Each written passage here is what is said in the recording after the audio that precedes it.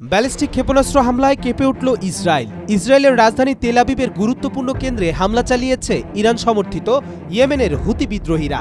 গোষ্ঠীটি ২১ October নিশ্চিত করেছে তারা একটি হাইপারসনিক ব্যালিস্টিক ক্ষেপণাস্ত্র দিয়ে তেল আবিবের কাছে মধ্য ইসরায়েলের জাফা এলাকায় একটি সামরিক লক্ষ্যবস্তুতে আঘাত করেছে। এ হামলায় কমপক্ষে ১৪ জন আহত হয়েছে জানিয়েছে ইসরায়েল।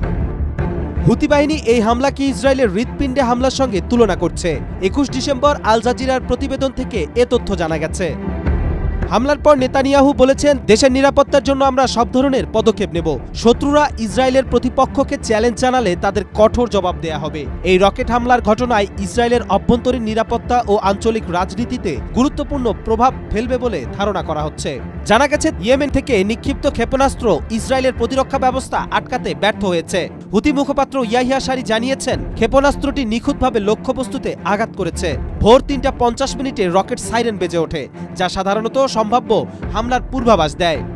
ইসরায়েলি প্রতিরক্ষা বাহিনী আইডিএফ নিশ্চিত করেছে, হামলায় কয়েকজন সামান্য আহত হয়েছেন এবং তাদের হাসপাতালে ভর্তি করা হয়েছে। ক্ষেপণাস্ত্রটি তেল আবিবের একটি আবাসিক এলাকায় আঘাত হানে এবং ঘটনাস্থলে তদন্ত শুরু হয়েছে। টাইমস অব ইসরায়েল জানিয়েছে, হামলার পরপরই প্রধানমন্ত্রী বেনিয়ামিন নেতানিয়াহু জরুরি বৈঠক ডাকেন।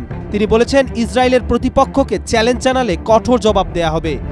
এই হামলা ইসরায়েলের অভ্যন্তরীণ নিরাপত্তা ও আঞ্চলিক রাজনীতিতে গুরুত্বপূর্ণ প্রভাব ফেলতে পারে বলে ধারণা করা হচ্ছে। কবির চৌধুরী, জয়, মাই টিভি।